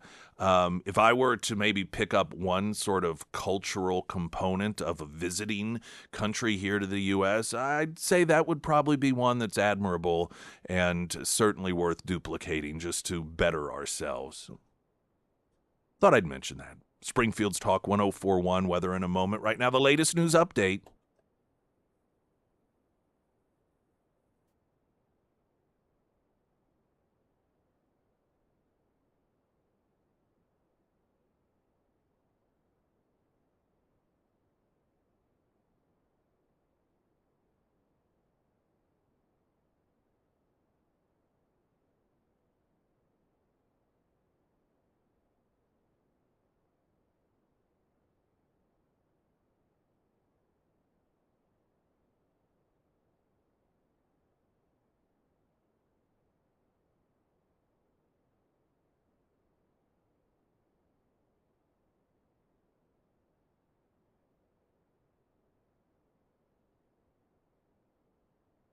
And the first alert forecast from Ozarks First, meteorologist Tom Schmidt, sponsored by St. Clair of the Ozarks Home Improvements.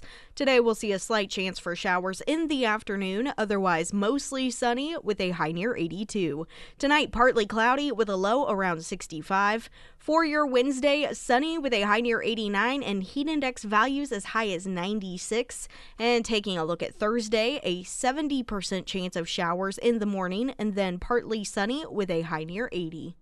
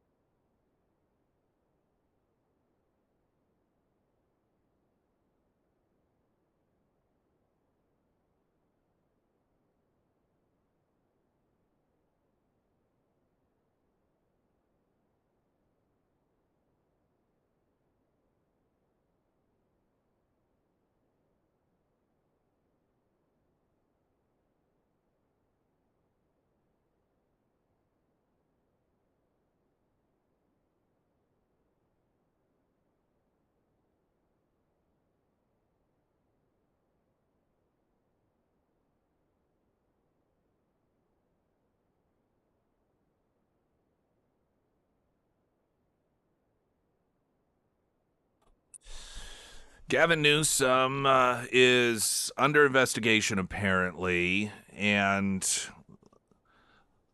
this is going to be interesting to watch. I imagine it's quite an emotional conflict for Gavin Newsom. On one hand, indignant that he dare be challenged of anything that he does, and I do think that these people on the left, regardless of how mired they may knowingly be in corruption, in their minds, if they get caught and they're going to be held accountable, it's only because the political opposition is doing it to them, and so they blame them.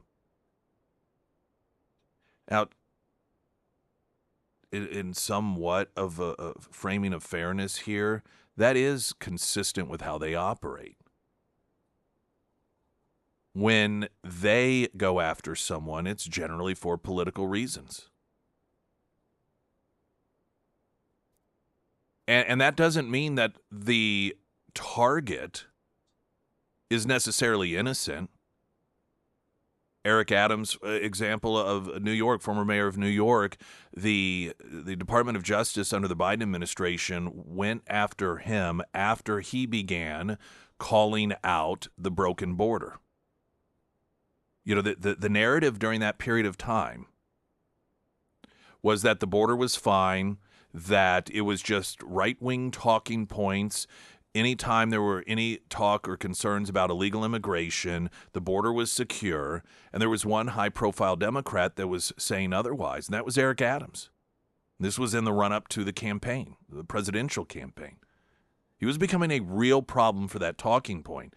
And the day that he was scheduled to go to Washington, D.C., to talk with members of Congress, in which news cameras would follow, about the broken border, about the massive problem that the immigration policies of the Biden administration were creating, his SUV had to turn around because he got a call the DOJ raided his home or apartment or office. That day, that very day. Now, he was a Democrat. Was he innocent of the charges? I have no idea. He may have been completely innocent. He could have been guilty as well. This is the thing about when Democrats are in charge. It isn't really relevant whether you are guilty or not. It's just, are you an obstacle to their power? And so Eric Adams was an example of someone who, even as a Democrat, the moment that he was going to potentially be problematic for the Democrat Party, the Biden-Harris administration, in terms of re-election, they decided to go after him. Now, their motivation, in their minds, they recognize that that's how they operate. So whenever someone comes after them, even if they know they're guilty, they don't see it as, well, I got caught. They see it as, this is happening to me because the person in charge is my political opposition. I'm sure Gavin Newsom is probably pretty indignant about this, but at the same time, what is Gavin Newsom's entire MO since he decided to run for the presidency? Or not his entire MO, but it's been pretty clear. It is he saw Donald Trump was popular. Donald Trump did things that made him successfully win the presidency, so I'm going to mimic him. I'm going to start, although he doesn't do the tweets himself, I'm going to start mimicking his tweets. I'm going to start mimicking his name calling. I'm going to, of course, he doesn't understand why it is Trump is successful and how that works into it. All he knows is that's what Trump's doing, so I'm going to do that too. Well, what else has largely been credited with Trump's reversal of poll numbers in the lead up to the primaries for his second run for the presidency? It was all the lawfare stuff. Now, I don't know if absent the lawfare stuff, if Donald Trump might have turned his fortune around, because, Ron DeSantis was polling ahead of him during that period of time, prior to all of the lawfare. And there were a lot of people that just felt that excitement and enthusiasm for Trump had sort of gone away. And while there was an appreciation for it, it was just sort of, time to move past it. And then they began going after him again. And that mug shot, which soared him and it just made those average Americans and some of the Trump supporters that maybe had lost some of their enthusiasm angry at the establishment once again trying to prevent the system from playing out in a democratic way. Now, Gavin Newsom, again, not understanding why the things that Trump did or why the things that happened to Trump helped him. It doesn't understand why, just that they did. So I suspect he is going to embrace this.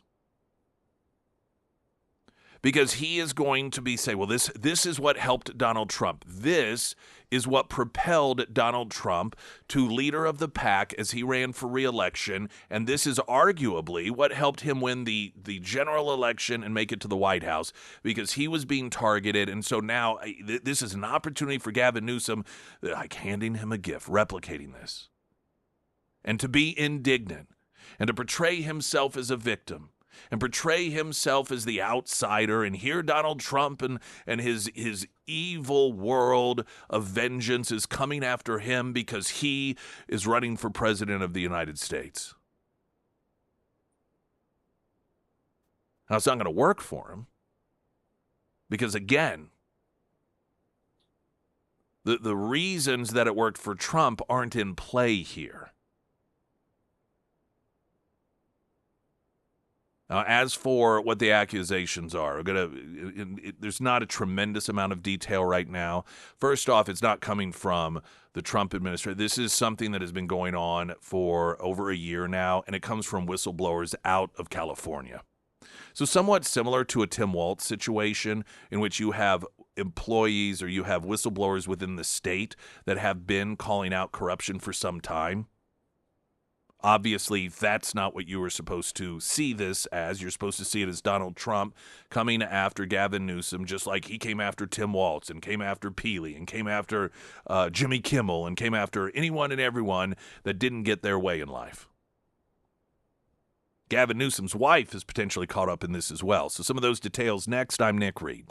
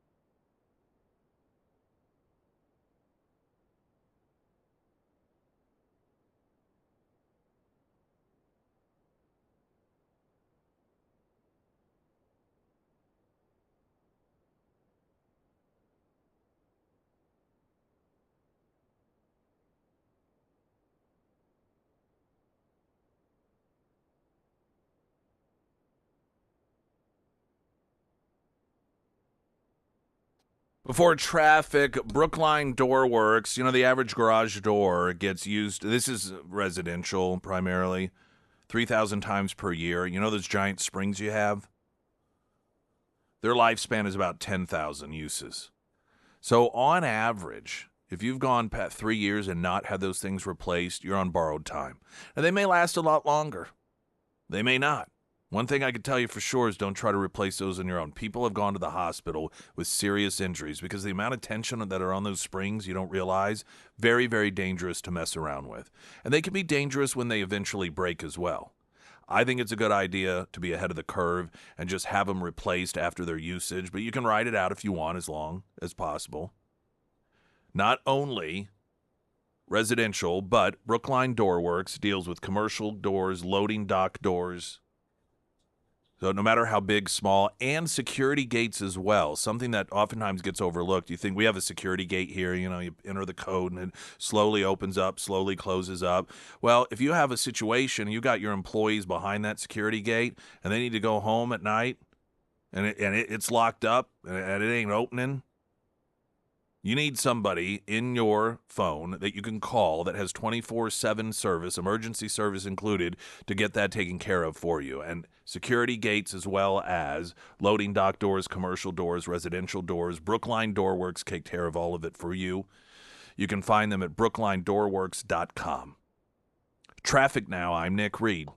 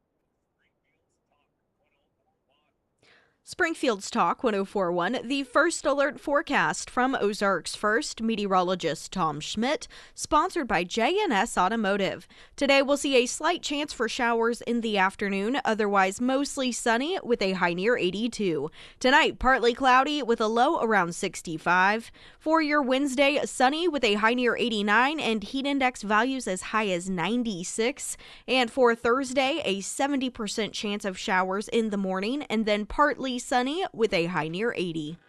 All right, Gavin Newsom and his partner are apparently under investigation, a couple of different probes, according to multiple news reports. And Gavin Newsom, he's come out and, I'm not going to let Donald Trump. All right, shut up. This is a probe that has apparently been underway for a year or so, and it involves whistleblowers from California. Which, by the way, what does Donald Trump care that Gavin Newsom's running for president anyway? He's not running against him. So what does Trump care? Well, because he's going to run against. I mean, there's going to be some Democrat. It's not. It would be one thing. You could argue that if Gavin Newsom were already the nominee, and they were trying to do political damage to him, where that process hasn't even started. This is for Gavin Newsom. This is an attempt to try and make it appear as if he's under attack for the purposes of support. According to multiple news sources, federal investigators are conducting at least 2 probes connected to the Newsom family. One focuses on Jennifer, his partner, her personal taxes. Another examines her nonprofit organization, including the California Partners Project and the Representation Project, looking at financial relationships, donors, and affiliated entities. It's noted these inquiries are not unfolding in a vacuum. What many people don't know, because it doesn't get tons of coverage, is that Newsom's former chief of staff, Dana Williamson, pleaded guilty last month to 3 felonies, including lying to the FBI about passing confidential state litigation info to former clients for their personal benefit, crimes committed while she worked inside Gavin Newsom's office. That does not implicate Newsom or his wife, but federal investigators are already deeply familiar with the inner workings of his political operation. Reporting has highlighted payments from the Representation Project, that's her organization, to Girls Club Entertainment, a film production company that Jennifer Newsom also owns. Isn't it amazing how these Democrats, whether it's the Clintons or the Bidens or so many of these other Democrats, like all these different foundations that get these taxpayer dollars end up somehow landing in their bank accounts. They always somehow end up getting some of these tax dollars. It's just remarkable how that works. They're so fortunate.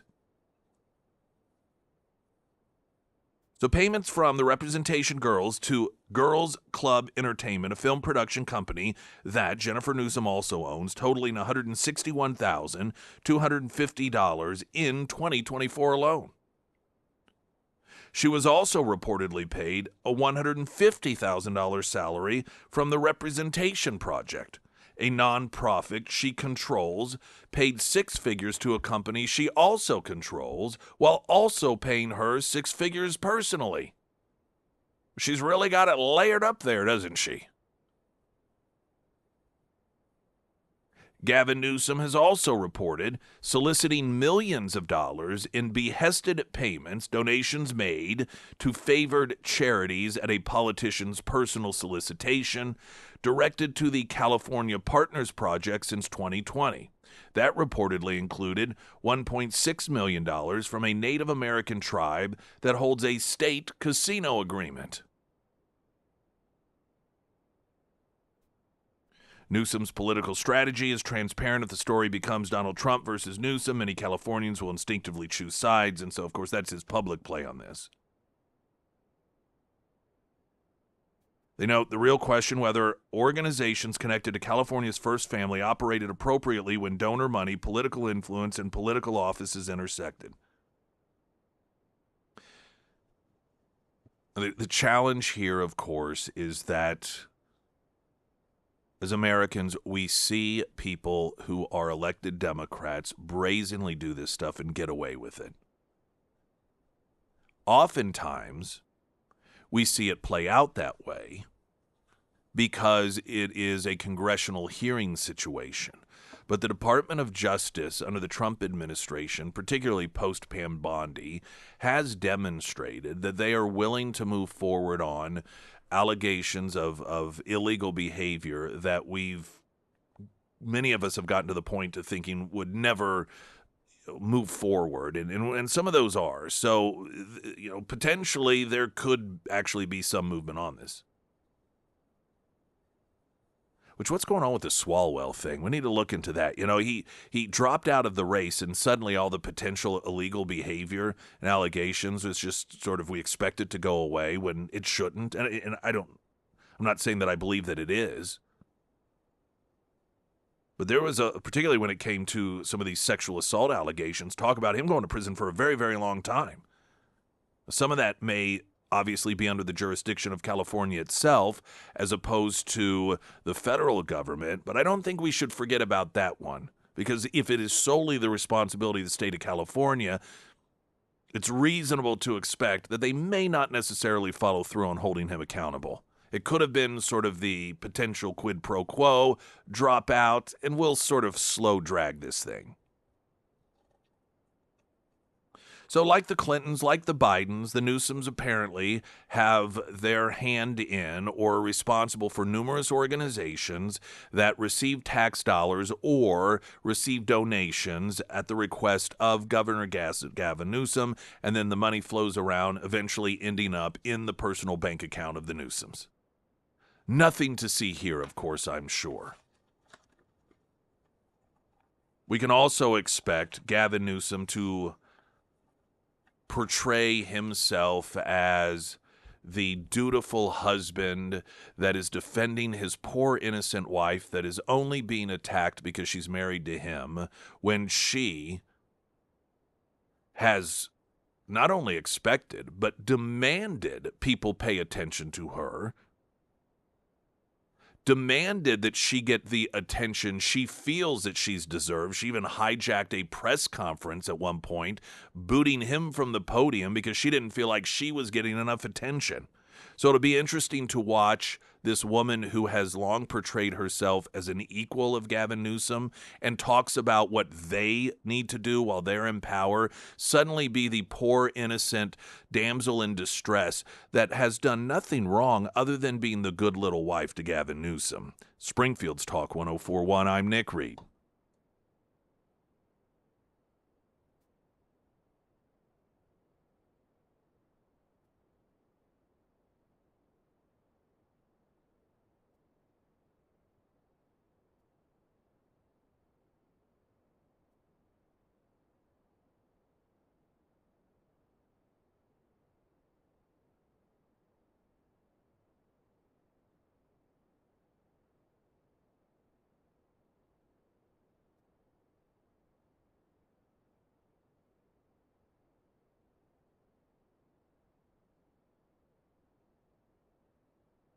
Sarah Myers. Thank you. The Pyramid Roofing Company. When it comes to severe weather, we've had a pretty active spring so far, and we have even more rain in the forecast for this week.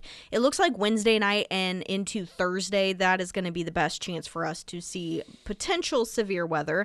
And if you have roof or gutter damage from a previous storm, make sure that your roof is ready to handle this next round of storms. My go-to team to recommend is always Josh and the Pyramid Roofing Company. Now, they're currently about a week out on roof inspections, but they can get you in if you need any type of emergency tarping services. And they're going to be honest about the work that needs to be done out at your home, whether that is just a simple roof repair or maybe it's time for a whole new replacement. They're definitely going to let you know. If it is time to have the Pyramid team out to your home or to your business, reach out to Josh and get on that schedule. You can find all of the contact information for the Pyramid Roofing Company under the Sarah's Endorsements tab at KSGF.com. All right, I want to share with you information from a longtime educator in a northern suburb of Dallas, Fort Worth, Texas, by the name of Teresa Avila. And she has written a piece that is posted in the Federalist. And it's what I call the real, actual hard truth regarding race. And let me tell you why I say this. There's a period of time, we don't hear it so much any longer, in which you would have people on the left call for these town hall meetings or discussions in which we have the uncomfortable conversations about race, where we get down to the hard truths. And the reality was that the hard truths and the uncomfortable conversations really was a platform for white people to accept their racism and to whip themselves on the back and to beg forgiveness and to blame all of the actions that are considered to be negative actions of people within the black community, to accept blame for them, to absolve them. That's what the so-called hard and real conversations regarding race were actually about, which of course were not based in reality. When it comes to the issue of race in this country, if it's an actual, real, truthful conversation, I find that you actually emotionally feel it. Because race has been so politicized, and there are certain truths that even when you know they're true, you hear them and they're like, ugh, can't believe they said that. That's a real conversation. So again, this is a teacher. And she writes, last week in Frisco, Texas, 19-year-old Carmelo Anthony was convicted of first-degree murder and sentenced to 35 years in prison. No one in the jury believed his claim of self-defense and instead found that Anthony provoked a confrontation with student Austin Metcalf by going into his school's tent during a track meet, taunting the students there, refusing to leave despite repeated requests, and finally plunging a knife into Austin's heart after being nudged. It remains a mystery why exactly Anthony did this, which might explain why so many people even entertained his claim of self-defense. But the facts of the case show that Anthony apparently had no other reason to kill Metcalf than pure malice and aggression. One could go further and ask why Anthony harbored these violent impulses in the first place. He lived in Frisco, an affluent, family-friendly suburb with good schools. He had 2 parents at home to take care of him. He played sports and had plenty of friends. He was a month away from graduating and could have done anything, so why throw it away? In the absence of evidence, it is anyone's guess. Perhaps Anthony's supporters are right in assuming he was somehow bullied and held back by a racist system. Or perhaps Anthony was radicalized by toxic internet content that encouraged him to kill a white person. Or perhaps he was suffering from some unknown mental illness or emotional trauma. Or, most likely, perhaps Anthony was a willful, irresponsible youth who was never seriously disciplined or corrected at school or at home, and therefore felt entitled to hurt and even kill people because he felt like it. I have taught in this area of North Texas for several years, and have encountered many students just like Anthony. They terrorize their classes, they do little work, and they misbehave constantly. Yet they're never corrected or held back because they're black. Like most districts in Texas, Frisco Independent School District has a 2-tiered system of discipline. While non-black students who misbehave are given the consequences of detention, suspension, or mandatory time at the Discipline Alternate Education Program, black students rarely experience any of that. Instead, they might be sent to an administrator for yet another friendly conversation and return to class without comment. If this continues to happen, the students' parents might start complaining that the teacher is racist and targeting their child unfairly. If so, the teacher can either continue sending the student out in hopes that something changes, or she can simply let the kid play on his phone or laptop and let him take regular hour-long bathroom breaks so he doesn't disturb the class. The same approach applies to academic performance. When non-black students refuse to do their work and receive a failing grade, the teacher will hear little about it. If this happens with a black student, the teacher will need to present extensive documentation of interventions, calls home, and opportunities for reassessment. Thus, for peace of mind, many teachers learn to give all their students, especially black students, a passing grade and make their class a total blow-off. While this seems to work out in the short term for everyone, this creates significant problems over time. Those black students who struggle in class in elementary school only become worse in high school. As a rule, they're never held accountable, and this causes them to make little progress over the years. Besides rendering them unfit for the world beyond school, it also prevents them from truly integrating into the school community. Many of the non-black students learn to steer clear of their black peers and avoid talking to them, which leaves the black students to associate only with one another. By the time they reach high school, most of the black students will form a group and separate themselves from the rest of the student body, often having a reputation for being rowdy, belligerent, and uncooperative. The administrators will usually stand guard nearby when this group congregates in the halls and harasses other kids, and teachers will look for ways to mitigate their disruptions in class. Sometimes these students are encouraged to participate in sports.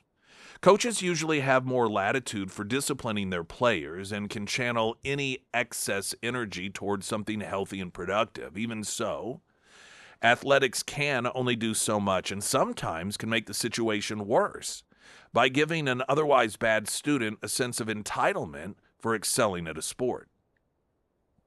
In the end, I believe this hands-off treatment of black students specifically at Frisco ISD played a large part in leading a student like Camelo Anderson to stab Austin Metcalf.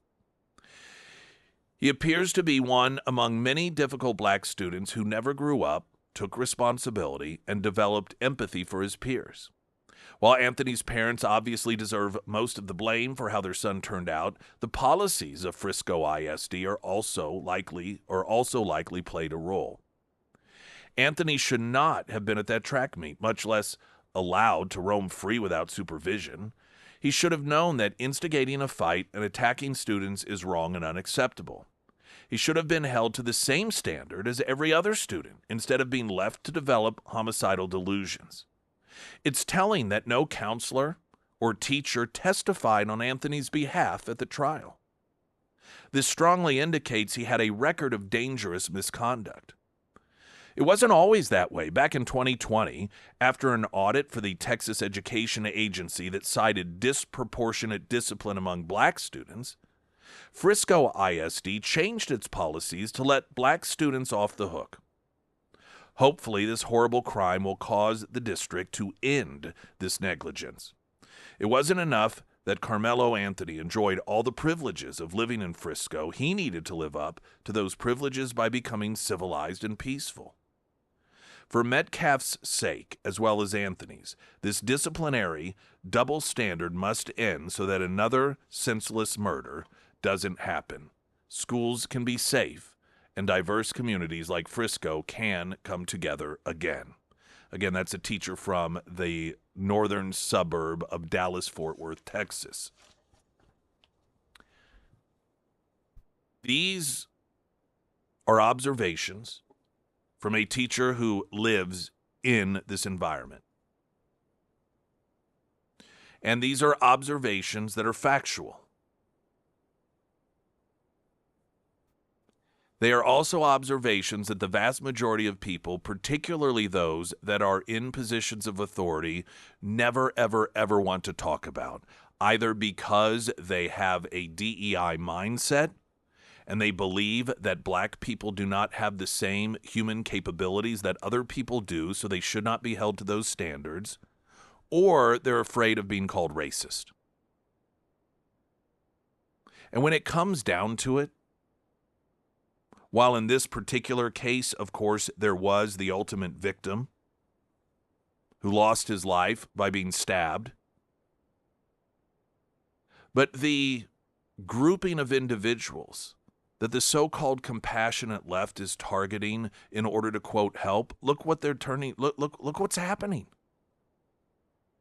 Can anyone honestly say, by taking this sort of approach when it comes to certain students based on their skin color, this has lifted them up? This has resulted in a better educational and social outcome for people of that particular group? That's not compassion. In fact, I think some could argue that it's quite the opposite. Springfield's Talk 104.1, I'm Nick Reed.